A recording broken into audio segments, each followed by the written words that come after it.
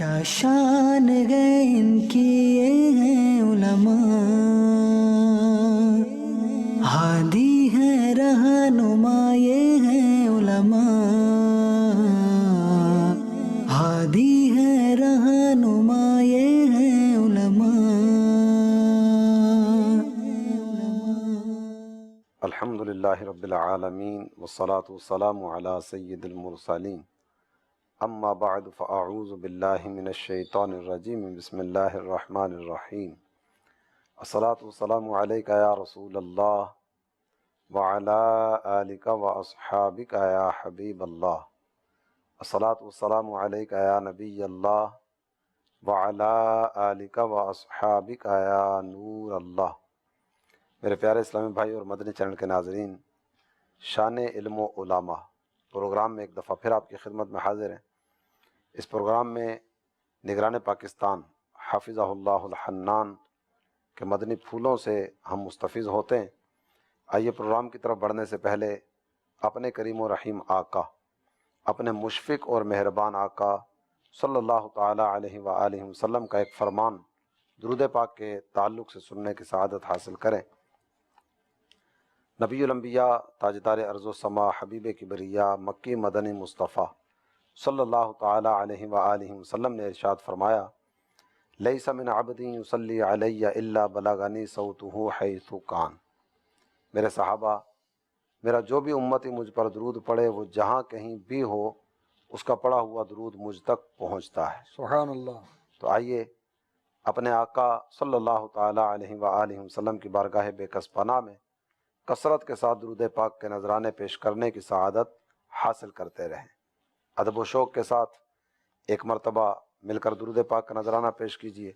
صلو علی الحبیب صلی اللہ تعالی علیہ صلی اللہ تعالی علی وعلی محمد آلہ وصحبہ وبارک وعلی آلہ وصحبہ وبارک وسلم۔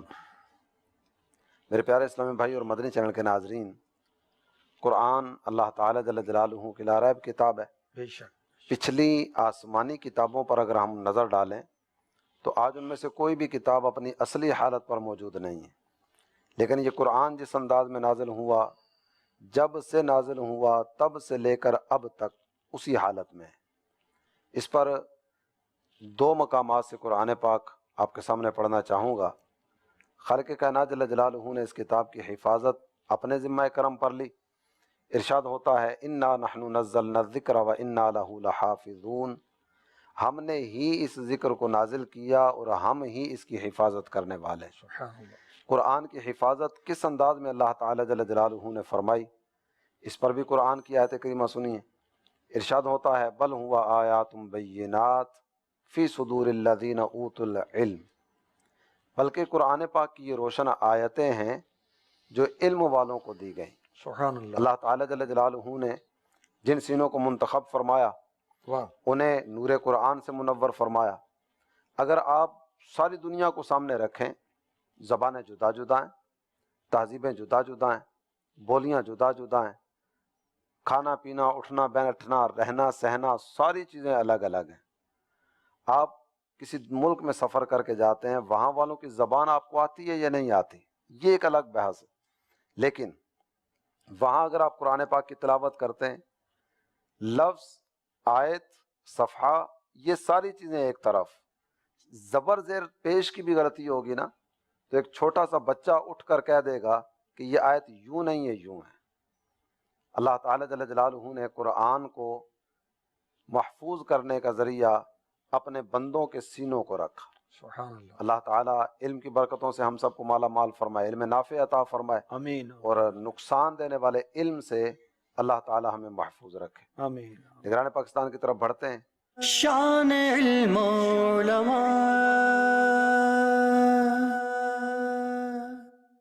اور آج کے پروگرام میں ایک تابعی بزرگ کا تذکرہ ابتدان ہوگا۔ آئیے سنتے ہیں کہ وہ تابعی بزرگ کون ہے، ان کی ذات میں پائے جانے والے اوصاف کون کون سے ہیں۔ بسم اللہ الرحمن الرحیم۔ حضرت سیدنا طلق بن حبیب رحمۃ اللہ علیہ، یہ بھی تابعی بزرگ ہیں، اور ان کے اساتذہ کرام میں حضرت عبداللہ ابن عباس رضی اللہ عنہما جیسے بزرگ صحابی ہیں، حضرت جابر بن عبداللہ ہیں، حضرت جندب بن سفیان ہیں رضی اللہ تعالی عنہ۔ اور دیگر صحابہ کرام اور ان کے شاگردوں کی بھی ایک لسٹ ہے، اور ماشاءاللہ ان کو اللہ تعالیٰ نے بہت اوصاف بھی عطا فرمائے. ان میں آپ وفادار بہت تھے، کتنی اعلیٰ وصف ہے نا. اور اس وصف کا ذکر کرتے ہوئے مجھے صدر الشریعہ یاد آئے کہ اعلیٰ حضرت نے پردہ فرمایا. تو اب یہ ایک مفتی تھے، مگر انہوں نے اپنا الگ مدرسہ نہیں بنایا. اعلیٰ حضرت کی وفات کے بعد بھی ساری زندگی آپ اعلیٰ حضرت کے مدرسے میں رہے، وہیں پڑھاتے رہے. اچھا، شریف النفس تھے حضرت طلق بن حبیب، عبادت گزار تھے اور انتہائی عقل مند تھے.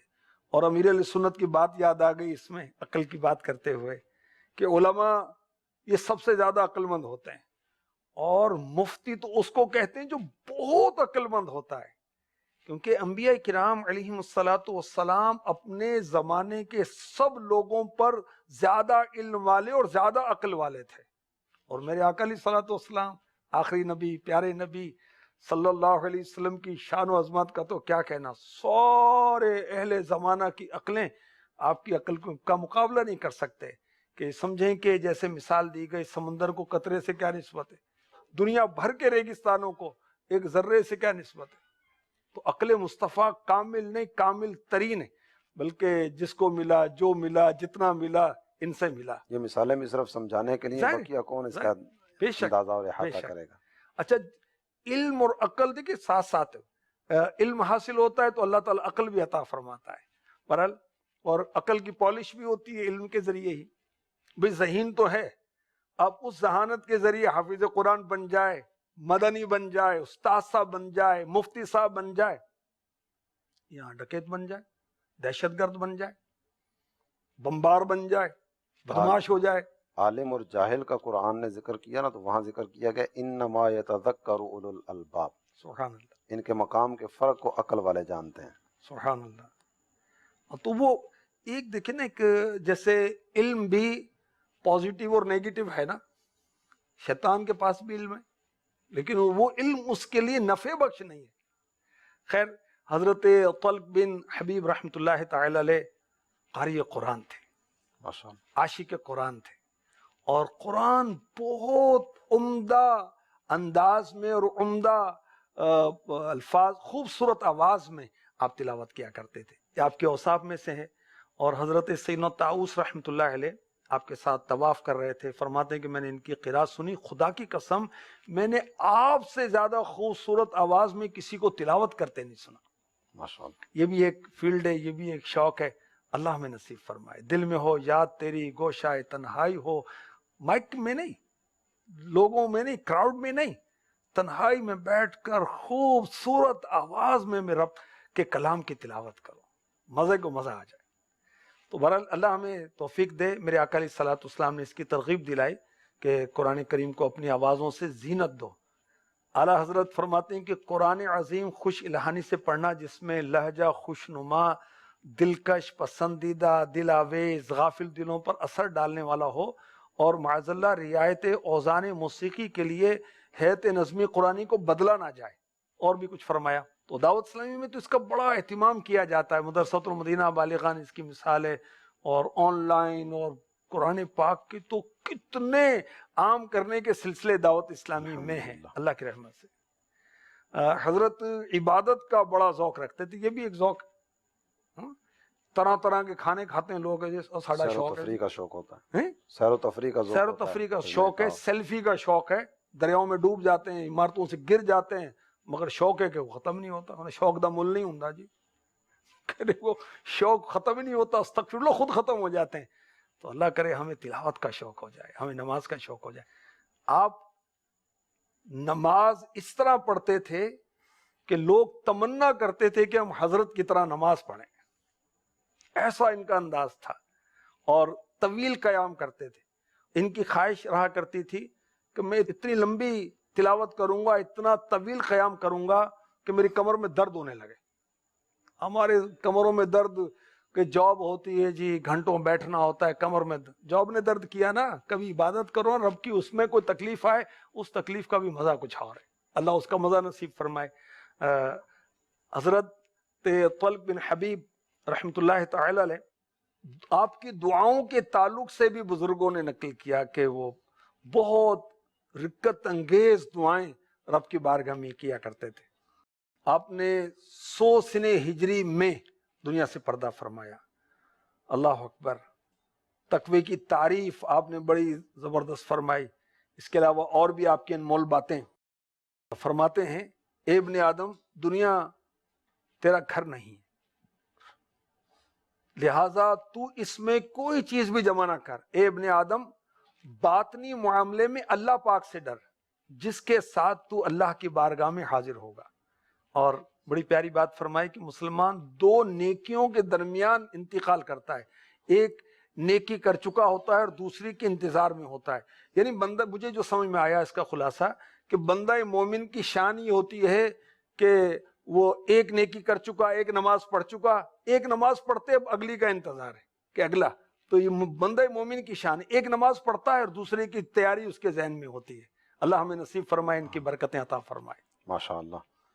آپ نے جس طرح یہ ذکر فرمایا ذوق کے تعلق سے، ویسے تو دوران گفتگو بھی آپ نے کچھ چیزوں کا ذکر فرمایا کہ سیر و تفریح کا شوق ہوتا ہے، کھانے پینے کا شوق ہوتا ہے، اور گھومنے پھرنے کا شوق ہوتا ہے، پھر وہ رشتہ داریاں نئی نئی بنانے کا، دوست نئے نئے بنانے کا شوق ہوتا ہے. اسی طرح یہ اپنے جو اعزاء و اقارب یا قریبی رشتہ دار ہیں ان کو دیکھنے کا وقت نہیں ہے، اور فیس بک پر، یوٹیوب پر پتہ نہیں کہاں کہاں مزید تعلقات بڑھانے اور نبھانے کا شوق اور ذوق ہوتا ہے.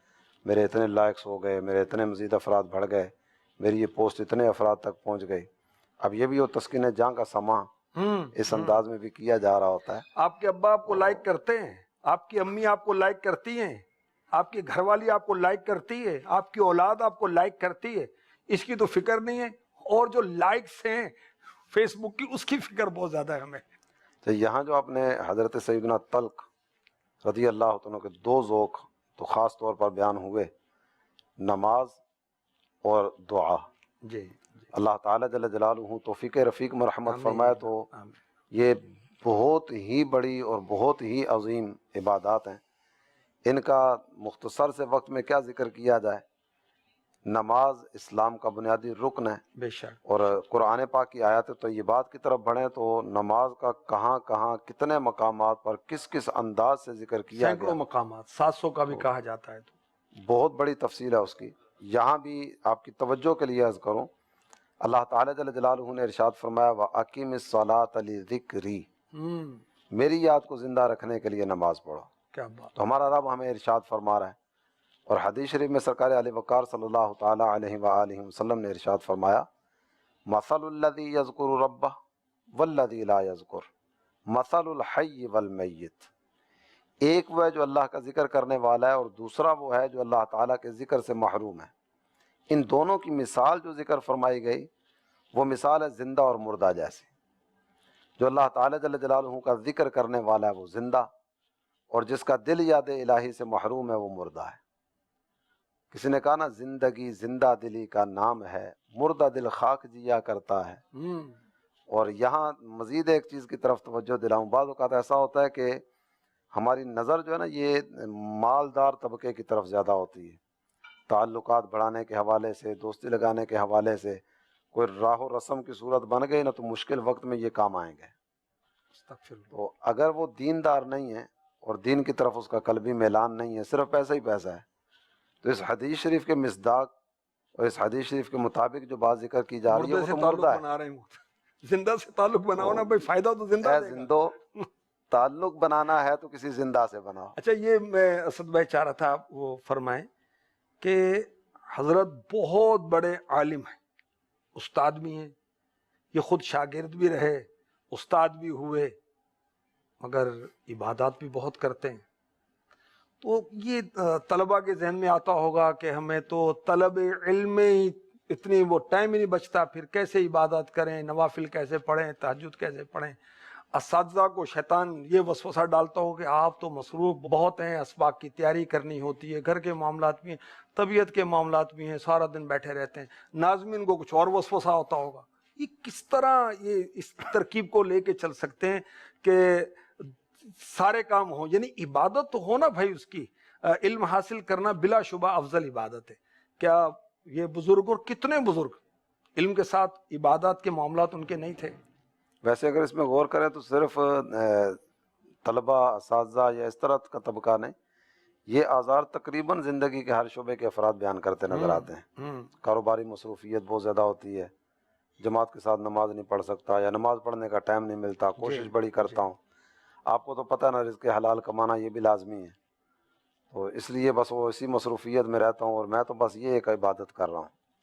جبکہ نماز جو ہے یہ تو اہم الفرائض اگر کہیں سبحان کہ اللہ. فرائض میں سے بھی اہم ترین. بے شک بے شک. اور فارسی کا ایک محاورہ ہے، عذر بد تر از گناہ. یہ لنگڑے لولے جو بہانے ہوتے ہیں یہ گناہ سے بھی زیادہ برے ہیں. ہر ایک کو چاہیے کہ اپنے معاملات کا جائزہ لے لیں. سوشل میڈیا کے لیے اگر کہیں کہ 6-6 7-7 گھنٹے شاید 24 گھنٹوں میں نکل آتے ہوں گے. اے حسن قصد مدینہ ہی نہیں، رونا ہے یہی، شوق ہی نہیں ہے عبادت کا. اللہ نصیب کر دے. اچھا یہ سوشل میڈیا اپنی جگہ، پھر ویڈیو گیمز کا چسکا ہوتا ہے، اللہ کی پناہ. استغفر گھومنے پھرنے کا، استغفر پتہ نہیں کس کس طرح کے کاموں میں ہم اپنا وقت ضائع کر رہے ہوتے ہیں. اگر ہمارے پاس وقت نہیں تو اللہ تعالیٰ جل جلالہ کی عبادت کے لیے وقت نہیں ہے. تو اس پر غور کیا جائے. اور جس طرح آپ نے ذکر فرمایا کہ رونا ہے یہی، تو یہی رونا ہے. تو اللہ تعالیٰ جل جلالہ کی بندگی کی طرف قدم بڑھانا چاہیے. ویسے بھی بندہ لفظ ہم استعمال کرتے ہیں تو بندہ تو ہے ہی وہ جو بندگی بجا لانے والا ہو. بھائی بندگی بجا لاتے ہیں بھائی، 5 نمازیں پڑھتے ہیں یار، کیا باتیں کر رہے ہیں. نماز کی کیفیت کا تذکرہ بھی آپ نے کیا سیدنا طلق بن حبیب رضی اللہ تعالیٰ عنہ کا، کہ ان کی نماز اس طرح کی تھی کہ لوگ تمنا کریں کہ کاش اس طرح کی نماز ہمیں پڑھنا نصیب ہو جائے. تو اپنی نماز کی کیفیت کا بھی جائزہ لیا جائے، پنجگانہ نماز کا بھی، اور اس کے بعد نوافل کا اہتمام کرنے کی صورت بھی کی جائے. اشراق چاشت کے فضائل یہ کتابوں میں لکھے ہوئے ہیں، اوابین کے فضائل کتابوں میں درج ہیں، تہجد کے فضائل کتابوں میں درج ہیں. تو یہ صرف کتابوں میں پڑھنے کے لیے، سننے کے لیے، سنانے کے لیے نہیں. اللہ تعالیٰ توفیق رفیق مرحمت فرمائے تو عمل کی طرف قدم بھی بڑھانا چاہیے. ہمارے اس پہلے سیگمنٹ کا وقت اپنے اختتام کو پہنچا. آئیے اگلے سیگمنٹ کی طرف بڑھنے سے پہلے ایک سوال اپنے اس پروگرام میں شامل کرتے ہیں. غلام محی الدین خوشاب سے عرض کر رہا ہوں. جی. میرا سوال یہ ہے کہ ایک اچھا طالب علم بننے کے لیے کیا چیزیں ضروری ہیں کہ وہ ان چیزوں کو اپنے اوپر لاگو کر کے ایک اچھا طالب علم اور اچھا انسان بن سکے. جزاک اللہ خیرہ. مختصر آپ کو عرض کروں، آپ کو اور دیگر کو بھی، اپنے اساتذہ کا آپ فرما بردار شاگرد بن جائیں. جامعۃ المدینہ کا جدول بہت پیارا ہے، اس کو فالو کریں. مزید آپ تفصیل جاننا چاہیں کامیاب طالب علم کون، اس رسالے میں پڑھیں.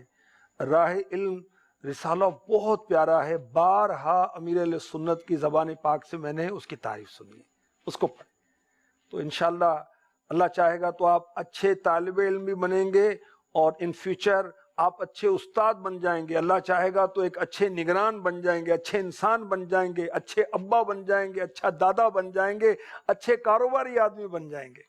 احیاء العلوم کی پہلی جلد علم کا بیان، سبحان اللہ، وہ بھی اگر بہت تفصیلی، بہت تفصیلی، ماشاءاللہ، بہت اچھا مشورہ. اس میں دونوں تقسیم ذکر کی ہے نا، علماء دنیا، علماء آخرت. علماء سور، علماء وہ جو سب، اور اس میں آگے پھر بہت لمبی تفصیل بھی ذکر فرمائی گئی. تو یہ اگر پڑھیں گے تو انشاءاللہ کافی ساری برکتیں میسر آئیں گی. انشاءاللہ. اگلے سیگمنٹ کی طرف بڑھتے ہیں. ہمارا دوسرا سیگمنٹ دعوت اسلامی کے شعبہ جات. اے دعوت اسلامی تیری دھوم مچی ہے. آج کس شعبے کا تعارف ہمارے سامنے بیان کیا جائے گا؟ آئیے نگران پاکستان کی زبانیں سنتے ہیں. خدام المساجد والمدارس. ماشاءاللہ. اور امیر اہل سنت بارہا یہ فرماتے ہیں کہ دعوت اسلامی مسجد بناؤ تحریک بھی ہے، مسجد بھرو تحریک بھی ہے. ماشاءاللہ. اور آپ کی معلومات میں ہوگا، الحمدللہ میری معلومات میں بھی ہے، سینکڑوں مساجد دعوت اسلامی کی برکت سے آباد ہوئی. بعض کے تالے کھلے ہیں، بعض میں نمازیں شروع ہوئی ہیں، بعض میں جمعہ شروع ہوئے، بعض بنی، وہ تو ہزاروں ہیں جو بنی بھی آباد بھی ہوئی، دعوت اسلامی نے بنائی بھی آباد بھی. تو باقاعدہ یہ ایک شعبہ ہے، اور یہ شعبہ جو ہے انٹرنیشنل ہے الحمدللہ. صرف پاکستان میں نہیں، دنیا کے بہت سارے ممالک میں اس کی ترکیب ہے. اور امیر اہل سنت کی تمنا کہ مساجد آباد ہوں. دیکھیں جتنی پاپولیشن تیزی کے ساتھ بڑھ رہی ہے نا، اتنی تیزی کے ساتھ مساجد نہیں بن رہی. اچھا بننی بھی ہیں، ہم نے بھرنی بھی ہیں. اللہ ہمیں نصیب فرمائے دونوں کام کریں. صدائے مدینہ دعوت اسلامی والے اس لیے کرتے ہیں، چوک درس 12 مدنی کام انفرادی کوششیں مسجد بھرنے کے لیے تو کرتے ہیں. مسلمان نمازی بنے، اپنی لوگوں کی اصلاح نماز کے بغیر کیسے ممکن ہوگی بھائی؟ ہماری امی جان سیدہ عائشہ رضی اللہ تعالیٰ عنہا آپ فرماتی ہیں امرنا رسول اللہ صلی اللہ تعالیٰ علیہ وسلم ببناء المساجد وان تنظف وتطیب. سبحان اللہ. سرکار دو عالم صلی اللہ تعالیٰ علیہ وآلہ وسلم ہمیں حکم فرمایا کرتے تھے کہ جہاں بھی چند گھر مسلمانوں کے ہوں مسجد بن، وہاں اللہ کا گھر مسجد بھی بنائی جائے خوشبودار اور بھی اس کی رکھیں. صفائی ستھرائی کا اہتمام بھی کیا جائے. سبحان اللہ. اب اس شعبے کی کچھ کارکردگی مختصراً عرض کرتا ہوں. 2019 تقریباً 1202 جگہیں مسجدوں کے لیے حاصل کی گئی ہیں. ماشاءاللہ. مسجدیں اب تو مدارس کا بھی اس میں ہم نے شمول کیا ہے. اور 2020 کے تقریباً 5 ماہ میں 373 نئی جگہیں حاصل کی جا چکی ہیں. الحمدللہ یو کے میں 60 اثاثے. اس کے علاوہ دنیا بھر کا یہ شعبہ ہے تو سری لنکا، بنگلہ دیش، ہند، نیپال، بیلجیم، فرانس، جرمنی، یونان، اٹلی، موزمبیک، زمبابوے، ملاوی، افریقہ، ان جگہوں پر بھی الحمدللہ ان ملکوں میں جگہ لے کر وہاں مساجد، مدارس وغیرہ کی تراکیب کی جا رہی ہے. مسجدیں جو بنتی ہیں دعوت اسلامی کے تحت امیر اہل سنت کی تربیت سے، ان کے نام سے پہلے لفظ فیضان لگایا جاتا ہے. فیضان مدینہ، دعوت اسلامی مدنی مراکز، پھر فیضان جمال مصطفیٰ، فیضان مصطفیٰ، فیضان طیبہ وغیرہ اس طرح کے نام رکھے جاتے ہیں. ہم ہیں ہی طالب فیضان. الحمدللہ الحمدللہ. اور اہداف یہی ہیں جیسے آپ نے حدیث پاک بی بی عائشہ صدیقہ رضی اللہ تعالی عنہا کے جو حدیث تھی وہ سنائی آپ نے. تو جہاں آبادی ہے وہاں مسجد بنے، کیونکہ بہت ساری آبادیاں ہیں یہاں تو مسجد نہیں ہے، یہاں بہت دور ہے، تو وہاں مسجدیں بنائی جائیں. اور ہم نے تنظیمی ہدف یہ رکھا ہے کہ 2020 میں فی کابینہ کم از کم ایک جگہ لیں گے اور بنائیں گے. الحمدللہ اس میں فی الوقت جو ہیں رکن شورا سید لقمان شاہ صاحب ہیں، پھر پاکستان سطح پر ذمہ دار ہیں ہمارے حاجی مدنی رضا، پھر ریجن ذمہ داران ہیں، زون ذمہ داران وغیرہ ہیں، اور زون سطح پر 5 رکنی مجلسیں. دیکھیں یہ اس کا آرگانوگرام ہے کہ رکن شورا اور پھر ملک ذمہ دار، پھر زون ذمہ دار، اور الحمدللہ پھر ہمارے دیگر ذمہ دار نیچے تک جاتے ہیں. پھر یہ ڈویژن ذمہ دار وغیرہ بنائے جاتے ہیں. مزید اس کے اندر بھی شعبے تقسیم ہے. تو الحمدللہ ہماری یہ مجلس کام کر رہی ہے دن رات، یعنی مسجدیں بھی، یہ مجلس ہماری مساجد بھی، جامعات بھی اور مدارس بھی بنا رہی ہے. ماشاءاللہ. اگر حضرت سیدنا ابراہیم، سیدنا اسماعیل علیہم الصلاۃ والسلام کا وہ واقعہ سامنے رکھا جائے کہ اللہ تعالیٰ جل جلالہ نے ان دونوں شخصیات کو جو حکم دیا، وہ حکم یہ تھا ان طہر بیتی للطائفین والعاکفین والرکع السجود، میرے گھر کو صاف ستھرا کرو طواف کرنے والوں کے لیے، اعتکاف کرنے والوں کے لیے، رکوع و سجود کرنے والوں کے لیے. ماشاءاللہ. تو یہ جتنا بھی اہتمام کیا جا رہا ہے اللہ تعالیٰ کی بندگی بجا لانے والوں کے لیے، عبادت کرنے والوں کے لیے، عاشقان رسول کے لیے، ایسا پاکیزہ ماحول اور اس پیارے انداز میں اللہ کا گھر تعمیر کیا جائے کہ جو مسجد میں آئے. دعوت اسلامی نے جو ہمیں سوچ دی کہ مسجد اس انداز میں ہو. امیر اہل سنت کا رسالہ مسجدیں خوشبودار رکھیے، یہ آپ پڑھیں گے تو آپ کو کافی سارے مدنی پھول اس تعلق سے ملیں گے. مسجد اس انداز کی ہو کہ مسجد میں آ جانے والے کا یہاں سے نکلنے کو دل ہی نہ کرے. اپنے گھر سے زیادہ صاف ستھرا ماحول اللہ تعالیٰ جل جلالہ کے پاکیزہ گھر مسجد میں ان کو میسر آئے، اسی ہدف کو لے کر آگے بڑھ رہے ہیں. نبی محترم صلی اللہ تعالیٰ علیہ وسلم نے مکہ سے مدینہ ہجرت کی تو صرف توجہ دلانے کے لیے عرض کروں گا، وادی قباء میں تشریف فرما ہوئے تو یہاں مسجد بنی، مدینہ طیبہ آئے تو مسجد نبوی شریف بنی. اس کے بعد اگر مساجد کی تاریخ کو لے کر چلیں کہ صحابہ کرام علیہم رضوان جہاں جہاں جاتے گئے مسجدیں بنتی چلی گئیں، اللہ کے پاکیزہ گھر تعمیر ہوتے چلے گئے. تو یہ جو بھی مساجد بنانے والا کام ہے، اگر یہ کہا جائے کہ یہ انبیاء کا کام، صحابہ کرام علیہم رضوان کا کام، اکابرین امت کا کام، اور انہی کی حسین اداؤں کو لے کر ہمارا یہ شعبہ آگے بڑھتا چلا جا رہا ہے. آپ میں سے جس کو اللہ تعالیٰ جل جلالہ نے مالی اعتبار سے وسعت عطا کی ہو، آئیے آگے بڑھیے اور اللہ تعالیٰ جل جلالہ کے پاکیزہ گھر مساجد کی تعمیر میں اپنا حصہ شامل کیجیے۔ माशाल्लाह आपने बड़ी प्यारी वो तवज्जो दिलाई। मसाजिद तामीर करवाना, मसाजिद बनाना सुन्नत अंबिया है। अल्हम्दुलिल्लाह। मस्जिदुल हराम शरीफ जहाँ काबा वाक़ है, हज़रत आदम अलैहिस्सलाम, हज़रत इब्राहिम अलैहिस्सलाम, हज़रत इस्माइल अलैहिस्सलाम, मस्जिद अक्सा हज़रत दाऊद अलैहिस्सलाम ने शुरू की, हज़रत सुलेमान अलैहिस्सलाम ने तकमील की। तो अल्लाह करे सुन्नत अंबिया हमें भी अपनाना नसीब हो। और माशाल्लाह आपने दावत दी, अल्लाह करे कि हमारा जहन बने माशाल्लाह। कि दिन मरने के बाद मेरी इसाले सवाब के लिए मस्जिद बनाइएगा। वो आपके मरने के बाद कोई बनाए ना बनाए उसकी मर्जी है, जीते जी बना लो ना, खुद बनाएं और अपने हाथों से उसको आबाद भी करें। बिल्कुल उसमें आके खुद नमाज पढ़ें आकर।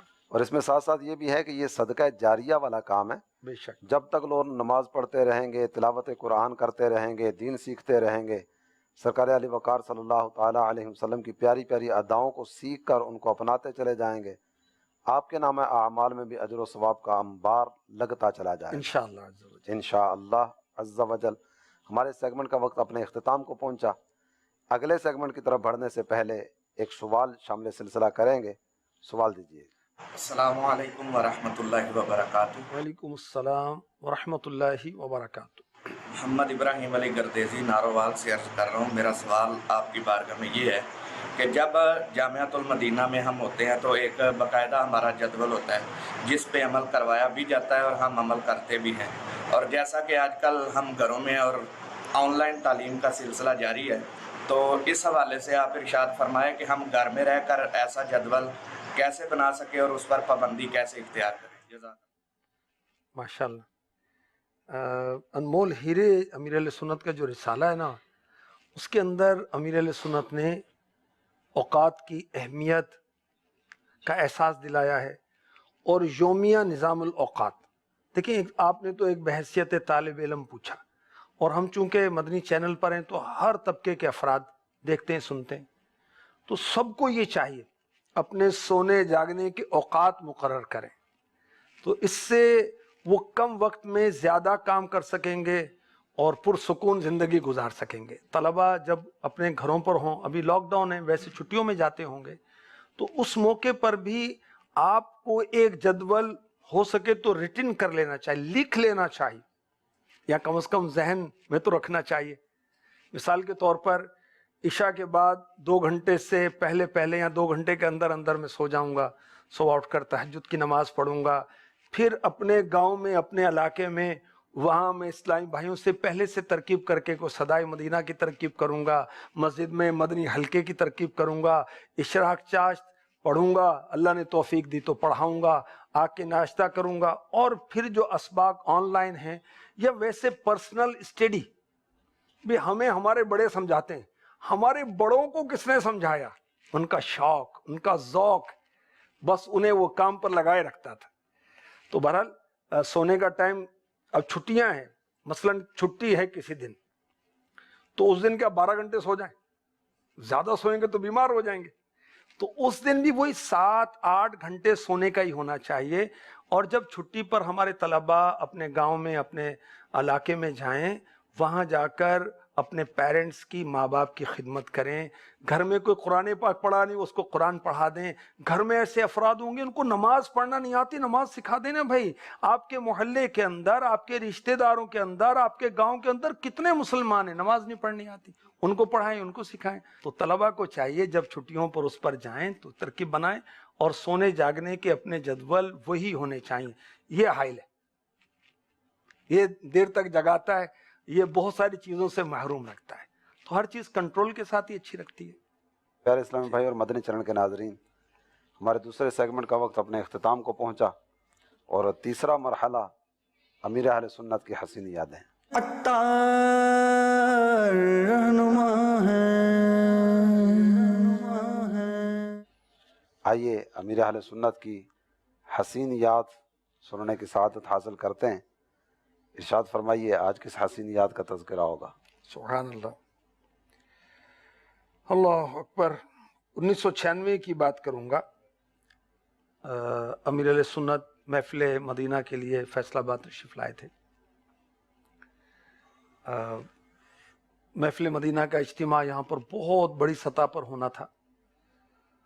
अब امیر علیہ سنت جس کو چل مدینہ فرماتے ہیں، تو آپ کا ذوق شوق پرانا آپ نے بھی دیکھا، ہم نے بھی دیکھا، تربیت کرنے کا بڑا شوق ہے آپ کا. تو آپ وہ قافلے کے سارے شرکا کو بلا کر نا پوری تربیت کرتے تھے، یہاں سے جانے سے واپس آنے تک کی. ماشاء اللہ. وہ مجھے آپ نے فون پر بات چیت ہوئی، فرمایا کہ آپ کراچی آ سکیں گے تربیت کے لیے، اور اجتماع کی تیاری کا کیا ہوگا، کیا وہ متاثر ہوگا؟ میں نے عرض کیا حضور متاثر تو ہوگا اجتماع کی تیاری. فرمایا ٹھیک ہے، پھر آپ نہ آئیں، آپ اجتماع کی تیاری کریں. یعنی آپ فیصل آباد رہیں. ابھی ایک لحاظ سے تو محرومی تھی، مگر ظاہر کہ اجتماع کی تیاری کرنی ہے، اس میں اللہ رسول کی رضا ہے، مرشد کی رضا ہے. پھر امیر علیہ سنت کی جب تشریف آوری ہوئی، ہم الحمدللہ ایئرپورٹ پر حاضر ہوئے، فیصل آباد ایئرپورٹ پر. تو امیر علیہ سنت نے فیصل آباد میں آ کر سب سے پہلے محدث اعظم پاکستان مولانا سردار احمد صاحب رحمۃ اللہ علیہ کی بارگاہ میں حاضری دی. ماشاء اللہ. ابھی جانشین امیر علیہ سنت کم سن تھے. اس کے بعد آپ مجھے یاد پڑتا ہے دھوبی گھاٹ چلے گئے جہاں اجتماع ہونا تھا، اور جو اجتماع کا انتظام کرنے والے اسلامی بھائی تھے، آپ نے ان کی حوصلہ افزائی فرمائی. پھر جہاں ہم نے قیام کی ترکیب رکھی ہوئی تھی وہاں پہنچے. ابھی بیٹھے تھے کہ امیر علیہ سنت اچانک کھڑے ہوئے اور مجھے طواف کرنے کا عملی طریقہ بتانا شروع ہو گئے. ہمیں حیران، کیونکہ ایک شخصیت ہیں، ایک عالم ہیں، اور ایک بہت بڑے پیر ہیں، لاکھوں ان کے مرید ہیں. اپنے ایک ادنا مرید کو وہ طواف کا طریقہ بتا رہے ہیں انفرادی طور پر. ورنہ تو آپ سمجھتے ہیں بھائی ماشاءاللہ آپ مبلغ ہیں، اور ہم اس زمانے میں رہتے ہیں، سنتے بھی ہیں، دیکھتے بھی ہیں کہ تعداد کم ہوتی تو موڈ آف ہو جاتا ہے، زور ہی نہیں لگتا بھائی. تو امیر علیہ سنت کا یہ انداز ہے، انفرادی کوشش. اس میں دیکھیں، اس بات میں انفرادی کوشش کا درس ہے. اپنے ماتحت اور اپنی اولاد کہہ لیں، اپنا شاگرد کہہ لیں، اپنے پاس ملازم ہیں، اس کی دلجوئی کا انداز دیکھ لیں. یہاں ایک پہلو اور بھی ہے.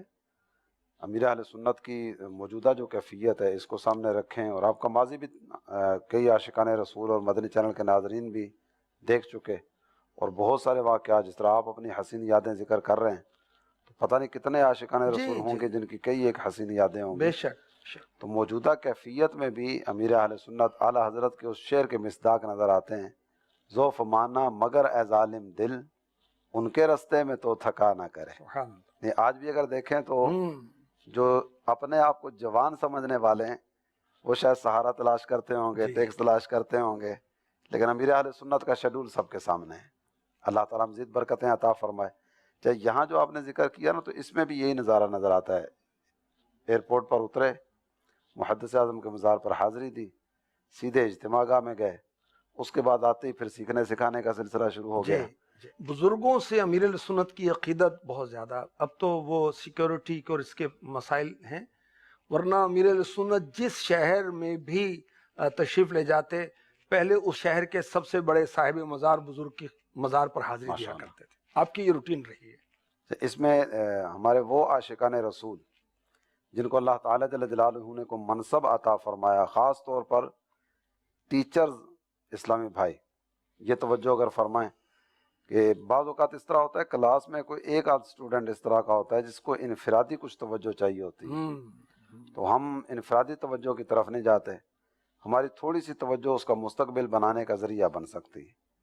ہو سکتا ہے کہ یہ آج کا طالب علم، اگر جامعۃ المدینہ کے حوالے سے بات کروں، آج کا طالب علم اگر ہماری تھوڑی سی توجہ ہو جائے تو کل مفتی اسلام ہو. کیا بات.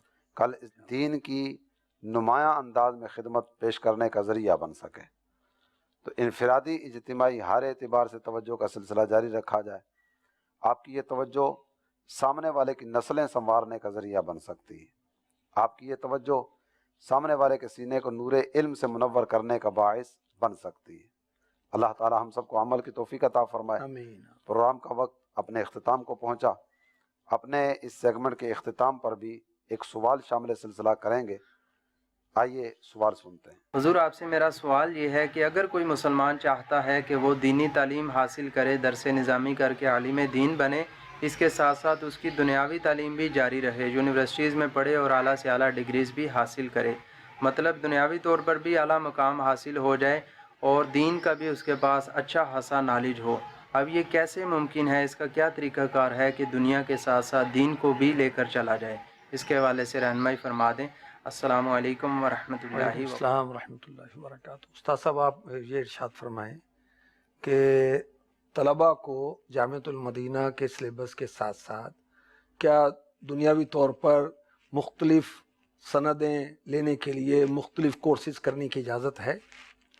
ہم تو باقاعدہ سے خود جامعۃ المدینہ میں پڑھا رہے ہیں، یعنی مڈل پاس طالب علم جو آئے گا وہ انشاءاللہ جامعۃ المدینہ میں عالم کورس کرنے کے ساتھ ساتھ میٹرک ایف اے وغیرہ مزید تعلیم بھی ساتھ جامعۃ المدینہ ہی آپ میں کے حاصل کریں گے۔ جامعۃ المدینہ کے طلباء ایم فل کر رہے ہیں، ایسے ہی پی ایچ ڈی کر رہے ہیں، بالکل کر رہے ہیں۔ پھر ہو تو رہا ہے بھائی، پہلے ہو رہا ہے، اور اللہ آپ کا بھلا کرے۔ اصل جو ہے قرآن و حدیث ہے، وہ قرآن پاک میں سینہ کھولنے کے تعلق سے کیا اللہ تبارک تعالیٰ نے ارشاد فرمائے، وہ آیت بتائیے گا۔ افمن شرح اللہ صدرہ للاسلام فہو علی نور من ربی، آئے ہائے، اللہ تعالیٰ جل جلالہ نے اسلام کے لیے جس کا سینہ کھول دیا وہ اپنے رب کی طرف سے نور سے مالا مال ہوگا۔ کیا بات ہے۔ اب اللہ تعالیٰ جس کا سینہ وہ کھول دے، کشادہ فرما دے، اس سے کیا چیز چھپے گی پھر؟ وہ اعلیٰ حضرت نہیں یاد آ رہے کہ وہ ریاضی کی تعلق سے کچھ علم میں کچھ مشغول ہوئے، تو آپ کے والد صاحب جو کہ وہ بھی بہت بڑے مفتی ہیں، تو فرمایا کہ بیٹا اس میں کیوں وقت ضائع کرتے ہو، تم دین کا علم حاصل کرو، قرآن حدیث فقہ جو خاص جو دین ہے، دین کے جو علم انہی کو کہتے ہیں، تو تمہیں بارگاہ رسالت سے دوسرے علوم خود ہی حاصل ہو جائیں گے، دین کی برکت سے سارا کچھ میسر دین کی برکت سے۔ اور اعلیٰ حضرت نے کتنے علوم حاصل کیے اور سکھائے، اور تحریریں کتابیں لکھی، کوئی 70 تک کا تو شاید علماء کہتے ہیں۔ اس میں ایک چیز یہ بھی ہے کہ آج کے کئی پڑھے لکھے اس طرح کے بھی ہوں گے جو اعلیٰ حضرت کی لکھی اس تحریر کو پڑھ بھی نہیں سکیں گے، جی سمجھنا تو بعد کی بات ہاں ہے۔ جی، ہاں جی۔ تو دیکھیں شریعت جن جن علوم کو منع نہیں کرتی، تو جامعۃ المدینہ کی مجلس بھی منع نہیں کرتی، دعوت اسلامی کے نگران بھی منع نہیں کرتے، حاصل کریں۔ وہ آپ کی ہمت ہے، آپ کی بہادری ہے کہ آپ اپنے اوقات کو کس طرح تقسیم کرتے ہیں، وہ آپ پر ہے۔ وقت کی قدر کرنے والوں کے پاس تو وقت ہی وقت ہوتا ہے، بے شک بے شک۔ اپنے اوقات کو فضولیات سے بچا لیا جائے تو بہت سارے کام کرنے کا موقع میسر آ جی جاتا ہے۔ جی، ہمارے پروگرام کا وقت اپنے اختتام کو پہنچا، آئندہ پروگرام میں انشاءاللہ نئے موضوعات کے ساتھ آپ کی خدمت میں حاضر ہوں گے۔ اللہ تعالی ہمیں ان مدنی پھولوں سے اپنے مشام دماغ کو معطر کرنے کی توفیق عطا فرمائے، آمین، بجاہ النبی الامین صلی اللہ تعالی علیہ وآلہ وسلم۔ کیا شان ہے ان کی یہ ہیں علماء، ہادی ہے رہنما یہ ہیں علماء۔